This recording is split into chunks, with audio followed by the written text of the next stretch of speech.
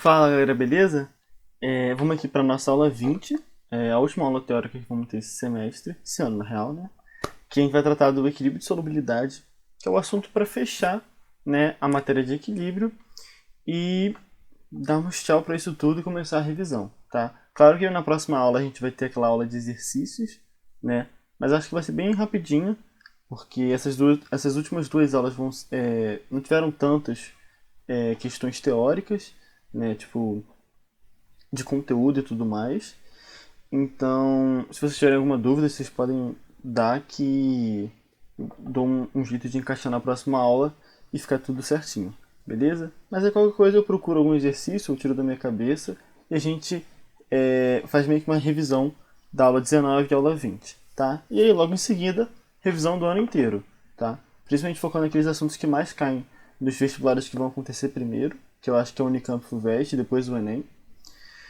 E aí depois, lá acho que já para janeiro, a gente já começa uma revisão meio que para a segunda fase, para quem for ter segunda fase de Química, beleza? Bom, na aula de hoje, meu Deus, o PowerPoint sempre esquece de mim, né? Foi. O roteiro da aula vai ser bem simples. Eu vou passar por uma definição do que é esse equilíbrio, calcular a constante a partir da solubilidade e o inverso, calcular a solubilidade a partir da constante. E comentar o efeito do íon comum, que a gente até comentado, né, na aula de equilíbrio dos ácidos, tá? Bom, definição. O próprio nome já nos diz o que é o equilíbrio de solubilidade, tá? Então vai ser o equilíbrio que vai tratar da solubilidade de certos compostos. Então geralmente vão ser soluções de dissolução, tá?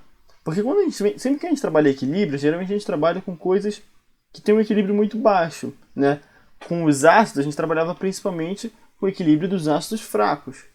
E aqui não vai ser diferente, né? A gente vai trabalhar com o equilíbrio das solubilidades baixas, que são os compostos que vão ter uma solubilidade baixa ou quase inexistente na água, principalmente. Que geralmente vão ser meu Deus, os compostos iônicos e metálicos, tá?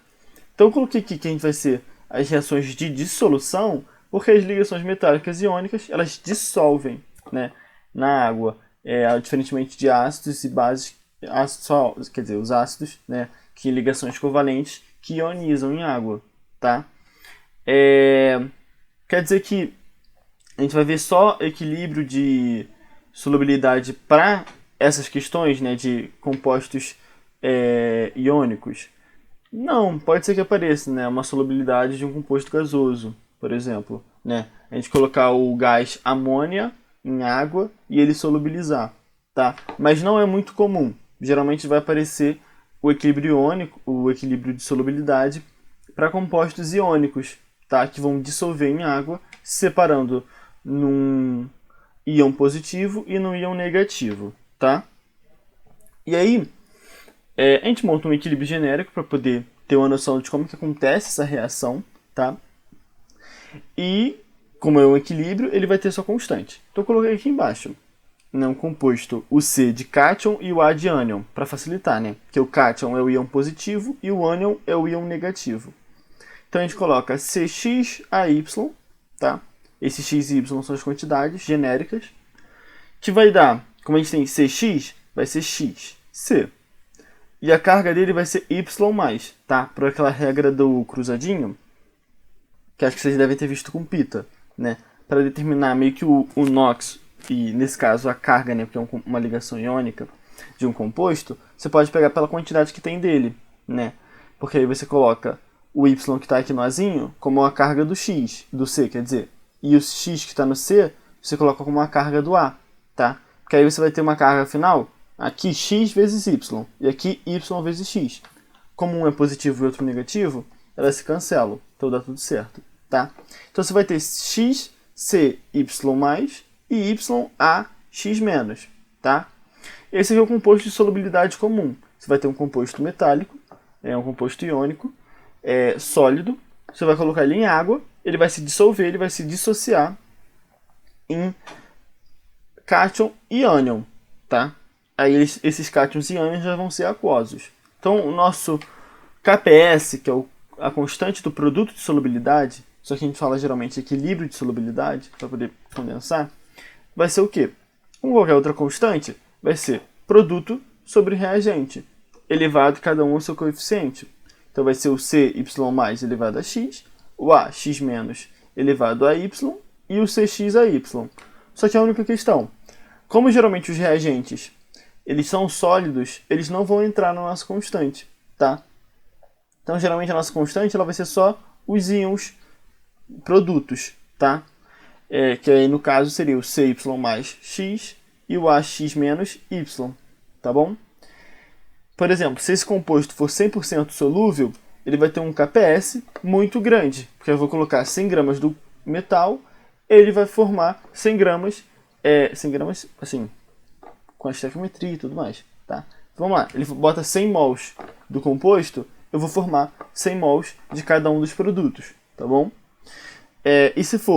E aí, cada um desses 100 mols elevado aos seus coeficientes, não sei o que, vai dar um valor de constante muito grande, tá?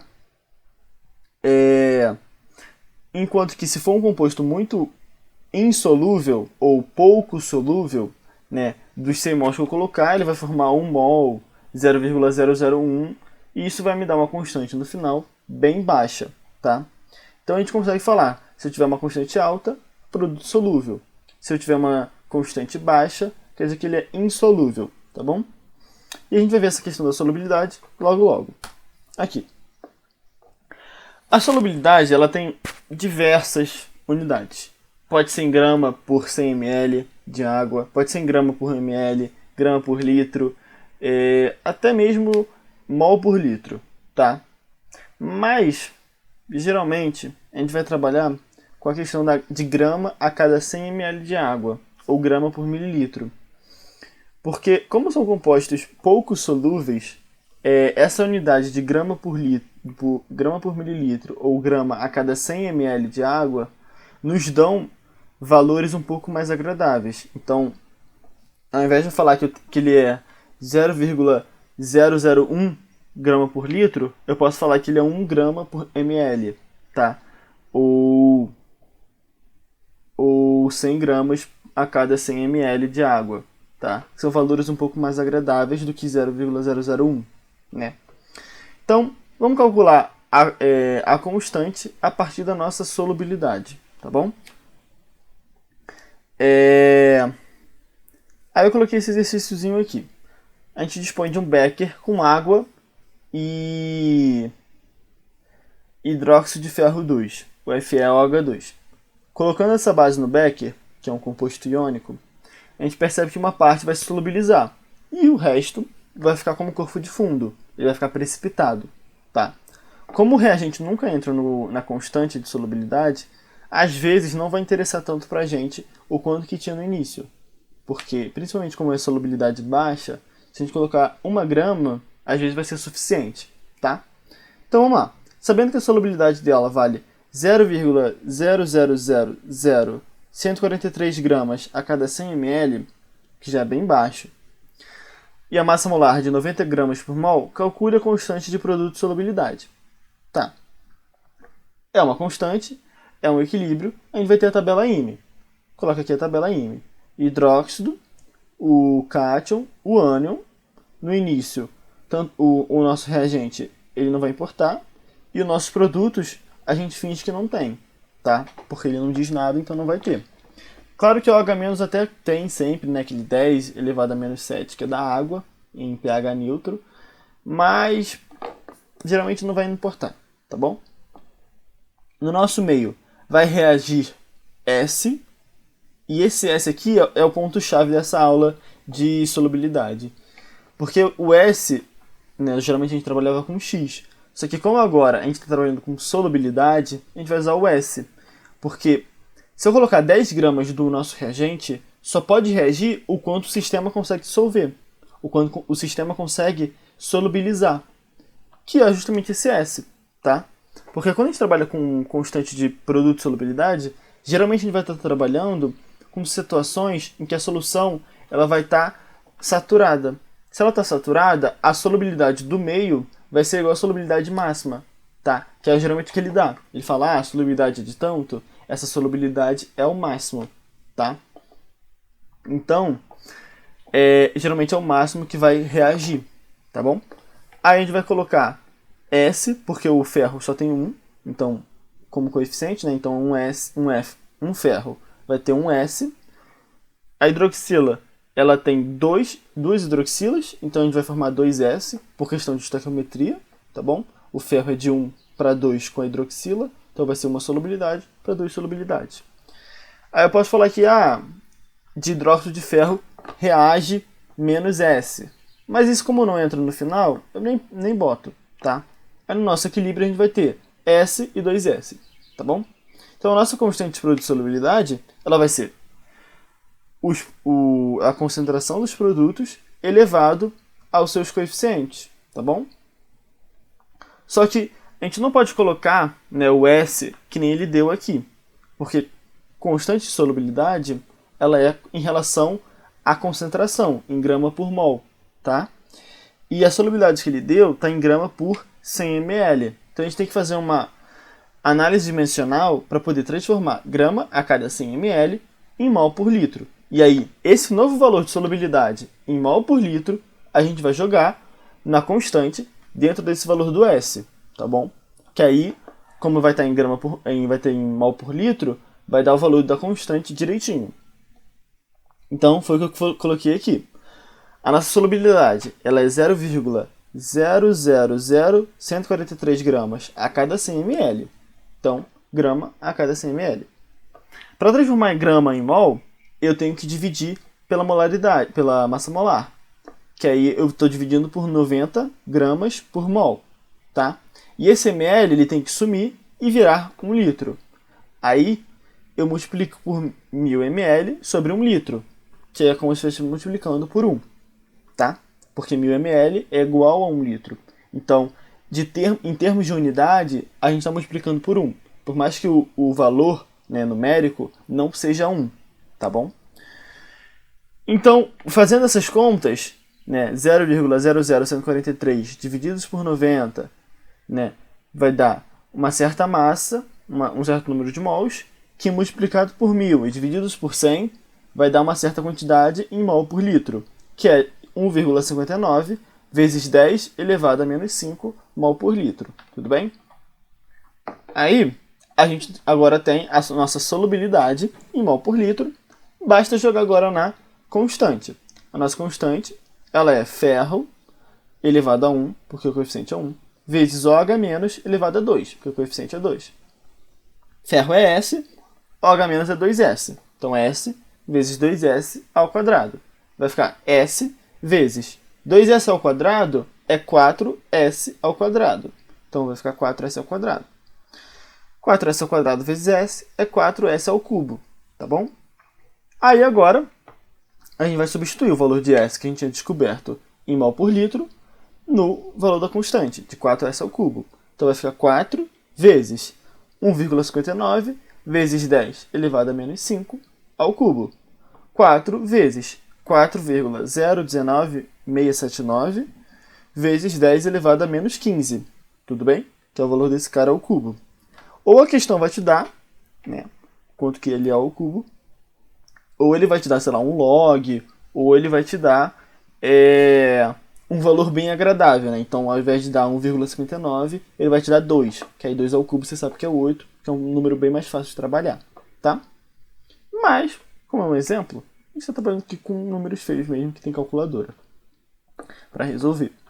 Aí, esse trambolho aqui multiplicado por 4 vai dar praticamente 16. Eu vou ignorar depois da vírgula, ficar 4 vezes 4. 16 vezes 10 elevado a menos 15. Para botar em notação científica, um desses 10 que está dividindo, né, por conta do coeficiente negativo, o 16, eu vou passar dividindo. E vai ficar que o nosso KPS é de 1,16 vezes 10 elevado a menos 14. Tá? Isso é um valor muito baixo. Porque a gente está multiplicando um número por 10 elevado a menos 14. Tá? Então seria tipo... Isso é tipo 0,0000000000016. É o valor corante não existe. Por isso que a gente fala que o hidróxido de ferro 2 ele é insolúvel em água. Porque isso e nada é a mesma coisa. Tá? E aqui é bastante importante a gente tomar cuidado com essa questão da solubilidade com os coeficientes. Porque a gente viu aqui que o 2 do coeficiente do OH- não apareceu somente na hora de reagir com 2S. Ele aparece também na constante. Então, se tivesse, por exemplo, 5 hidroxilas, ia ficar 5S elevado à quinta. Então, ia ficar 5 elevado à quinta vezes S elevado à quinta. Tá? Então, aqui o coeficiente estequiométrico ele tem um impacto muito grande. 1, por conta da estequiometria. 2, por conta dele ser o expoente na constante. E 3, porque são equilíbrios de valor baixo. Então, qualquer valor maiorzinho que a gente tiver, já vai ter um impacto bastante grande. Tá bom? Mas vai ser principalmente isso. Né? As questões, ou ela vai tratar de teoria, com o efeito do íon comum, ou solubilidade de uma forma geral, tá? Ou ela vai trabalhar com esse slide e o próximo, né? De calcular a constante a partir da solubilidade, ou o contrário, tá bom? Agora vamos ver o contrário, então. Né? Uma situação bem parecida. Ele vai falar lá, dispõe de um beck com água e de Hg2Cl2, né? Que é o cloreto de mercúrio 1, tá? A gente poderia escrever HgCl, como geralmente é, tipo NaCl e tudo mais, que tem NOx 1. Não poderia, porque o mercúrio, quando ele tem NOx 1, ele precisa estar em dupla. Então ele precisa estar na forma de Hg2, 2+. Por mais que no final seja a mesma coisa, é um preciosismo de teoria mesmo, né, da estrutura do mercúrio quando ele tem NOx mais 1. É que nem o peróxido, que a gente tinha visto, né? Que é o H2O2, né, para fazer água oxigenada. Poderia ser HO, só que aí o oxigênio ele não existe, né, na forma de NOx 1 sozinho. Ele precisa ter o outro oxigênio para poder estabilizar e aí formar o H2O2, tá bom? Colocando esse sal no becker, parte vai se solubilizar. Aí ele fala, agora o KPS ele equivale a 1,3 vezes 10 elevado a menos 18, bem baixo. E a massa molar de 472 gramas por mol, tá? Calcule a solubilidade em grama por mililitro. Tudo bem. A gente vai fazer o mesmo procedimento da questão passada. Só que ao invés de a gente já saber qual que é o valor da solubilidade, a gente vai descobrir qual que é o valor dela a partir da constante. Então a gente vai jogar na tabela IME. No início, o nosso reagente não vai importar em nenhum momento e os produtos não tinham nada. Como o Hg está em 1 coeficiente, vai formar 1S. O cloreto está em 2, então vai formar 2S. No equilíbrio a gente vai ter S e 2S. E a nossa constante é de 1,3 vezes 10 elevado a menos 18. Tudo bem? Bom, quando a gente jogar essa solubilidade na constante, a gente vai descobrir em mol por litro. Tudo bem? E aí depois a gente vai ter que fazer as conversões para achar em grama por mililitro. Tá bom? Bom, nossa constante é o mercúrio vezes o cloreto elevado ao quadrado, porque o cloreto tem coeficiente 2. Então vai ser S vezes 2S ao quadrado igual ao valor da constante, tá? Que se mantém sempre o mesmo. 1,3 vezes 10 elevado a menos 18. S vezes 2S ao quadrado é 4S ao cubo, como a gente tinha visto no slide passado. Então, 4S ao cubo igual a 1,3 vezes 10 elevado a menos 18. Passa esse 4 aqui para dividir, a gente vai ter que S ao cubo é igual a 0,325 vezes 10 elevado a menos 18. Beleza? Como a gente tem um ao cubo na esquerda, para a gente poder descobrir a solubilidade simples, a gente vai ter que jogar a raiz cúbica nos dois lados. Aí aqui a questão ela vai te dar qual que é o valor dessa raiz. Tá? Ele vai falar, sei lá, raiz de 0,325 igual a 0,6875. Tá? E aí raiz de expoente, geralmente a gente não vai precisar trabalhar tanto, né, com o valor que ele já vai ter dado. A gente já vai saber mexer um pouco melhor. Então vamos lá. Jogando raiz cúbica dos dois lados, raiz cúbica de S ao cubo é S. Agora, raiz cúbica de 0,325 vezes 10 elevado a menos 18, a gente pode separar, porque é um produto. Então fica o produto das raízes, né? Então, a primeira raiz raiz cúbica de 0,325, ele vai te dar, né, e a gente calculou aqui pela calculadora, que é igual a 0,6875. E a raiz cúbica de 10 elevado a menos 18, como é um expoente, raiz cúbica é como se fosse 1 sobre o valor dessa raiz, né, elevando, né, o nosso número. Então, raiz cúbica de 10 elevado a menos 18 é como se fosse 10 elevado a menos 18 elevado a 1/3. Esse 1/3 vai passar multiplicando. Menos 18 divididos por 3 é menos 6. Tá? Por isso que é um pouco mais fácil trabalhar com raiz quando a gente tem um número com expoente. Então, vai ficar 0,6875 vezes 10 elevado a menos 6 mol por litro. Uma solubilidade baixa, né? Quando a gente compara com a outra, estava na ordem de 10 elevado a menos 5. Né? Como a constante deu 10 elevado a menos 14, e aqui a constante é 10 elevado a menos 18, essa solubilidade tinha que ser menor. Deu menor, né? Deu mais ou menos 10 elevado a menos 6, tá? De ordem, de grandeza. Então, beleza, essa solubilidade vai estar em mol por litro. Ele quer em grama por mililitro. Agora é só fazer as conversões. 0,6875 vezes 10 elevado a menos 6 mol por litro. Para transformar esse litro em mililitro, a gente tem que multiplicar por 1. Só que aquele 1 diferenciado. 1 litro sobre 1000 ml, tá? Que é esse litro que está em cima, vai cortar com o litro que está embaixo, vai sobrar só o ml.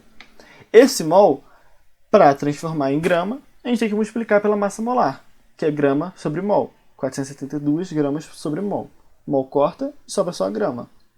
E aí, esse produto todo vai dar 0,3245 vezes 10 elevado a menos 6.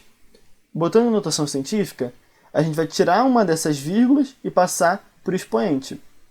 Tá? Eu fiz até errado aqui, porque não é menos 5 aqui no final. Como eu estou passando uma vírgula daqui para o nosso expoente, ele tem que diminuir. Então vai ficar 3,245 vezes 10 elevado a menos 7. Tá? Não é menos 5. Menos 5 seria se eu estivesse passando um desses 10 para o número, mas a gente está fazendo o contrário. Tá? A gente está passando uma das vírgulas do número para o 10. Então a gente tem que diminuir em uma unidade o expoente. Tá? 3,245 vezes 10 elevado a menos 7 gramas por mililitro. Né? 10 elevado a menos 7. Aqui a questão tinha dado uma coisa tipo 10 a menos... É porque eu não mostrei aqui em grama por mililitro. Então esquece essa comparação. Tá? O que importa é que a gente achou a solubilidade e a gente viu que ela é bastante baixa. 3,245 gramas vezes 10 elevado a menos 5, né? 10 elevado a menos 5 gramas a cada ml de água, tá? Então, realmente uma solubilidade muito pequena. Por isso que a gente fala, os cloretos são todos solúveis, menos aqueles de prata, mercúrio e chumbo. A gente percebeu aqui agora, né? O cloreto de mercúrio 1 tem uma solubilidade de 3,245 vezes 10 elevado a menos 7 gramas por mililitro, que é um valor bem baixo. Tudo bem? E por fim, o efeito do íon comum. A gente tinha visto em questão de constante de ácido, só para relembrar aqui, que era aquela questão do grau de ionização, né? Que quando a gente tem um ácido fraco, e, por exemplo, vamos botar um ácido HA. O HA é um ácido fraco. No equilíbrio de ácido dele, ele libera H+, e A-, com uma constante baixa, com um alfa de grau de ionização baixo. Tá? Se a gente colocasse um sal desse A-, se a gente colocasse um NaA, né, no meio, ele ia dissociar em Na+, e A-. Então a gente estaria colocando no meio de um ácido fraco mais dos seus produtos. Estaria colocando mais do seu ânion, o A-. Então isso influenciaria no nosso equilíbrio, fazendo com que ele desloque para a esquerda, né? Pelo princípio de Le Chatelier, né? Se a gente colocou mais produto, ele tem que ser consumido para poder equilibrar de novo, né? E aí, com esse processo, no final, a gente tinha que o nosso grau de ionização total diminuía, tá? O efeito do íon comum aqui vai ser mais ou menos o mesmo. Se nos ácidos diminuía o alfa, aqui vai diminuir a única coisa que pode diminuir, a solubilidade, porque a constante ela tem que ser a mesma, tá? Então vamos lá. Vamos pegar aqui o exemplo, né, do nosso hidróxido de ferro 2. Em água ele libera ferro 2+, e 2 hidroxilas, com uma solubilidade de 1,59 vezes 10 elevado a menos 5. Se eu mexer no nosso pH, porque tem OH- nos produtos, então tem que lembrar, né, que o OH- ele tem uma relação com o pH, eu vou estar mexendo na solubilidade dele. Porque se eu deixar o meio mais básico, eu vou estar aumentando a quantidade de OH- no meio, tá? Se eu estou aumentando a quantidade de OH-, eu vou ter que consumir esses produtos para poder equilibrar de novo o nosso sistema, para que ele consiga atingir uma solubilidade de 1,59 vezes 10 elevado a menos 5 mol por litro, tá? Isso serve para os dois caras, tá? Essa solubilidade. Porque eu tenho que manter a minha constante com valor constante. Então, se eu aumento a quantidade de hidroxila, mexendo no pH, das diversas formas que eu consigo mexer, eu vou ter que mexer na nossa constante. Nossa solubilidade, para manter a constante igual, tá? E isso se dá, né, como a gente aumentou o produto, pelo consumo desses produtos, tá? Então, no final, como eu consumo os produtos, eu vou estar diminuindo a solubilidade, tá? Porque como se a solubilidade do início ela fosse consumida em partes para poder equilibrar a parte que eu adicionei de hidroxila, tá? Então, a minha solubilidade final, total, ela é menor. E da mesma forma, o efeito do íon comum ele acontece se, por exemplo, eu diminuir o pH, tornar mais ácido. Então quer dizer que eu vou estar consumindo essa hidroxila. Consumindo essa hidroxila, eu vou ter menos produto. Então a minha solubilidade ela vai ter que aumentar, porque eu vou ter que reagir mais para formar mais produtos para poder equilibrar, tá? Só que geralmente a gente trabalha com o efeito do íon comum na primeira situação que eu falei, na situação de diminuir a solubilidade, tá? Porque nem sempre você vai ter reagente no meio para poder fazer, né, esse consumo de novo para poder equilibrar a constante. Geralmente você vai solubilizar por completo e vai ter que, né, consumindo parte dos produtos, ter um pouco de volta dos reagentes, tá? Isso não se dá somente com pH. Se eu colocasse um sal do ferro, né, o FeSL2, por exemplo, eu aumentar a quantidade do ferro no meio, né, em produto. Então, se eu aumentei o produto, eu vou ter que consumir para formar mais reagente e equilibrar, tá? Então, como é um íon, geralmente, que a gente vai estar trabalhando insolúvel, quando a gente faz esse efeito do íon comum e diminui a solubilidade dele, a gente vai estar formando um precipitado, a gente vai estar formando um corpo de fundo. Porque pensa comigo, se eu estou reagindo nossos produtos para poder consumir uma parte, né, para poder equilibrar, eu vou estar formando o meu reagente. Só que o meu reagente ele é um sólido insolúvel ou pouco solúvel.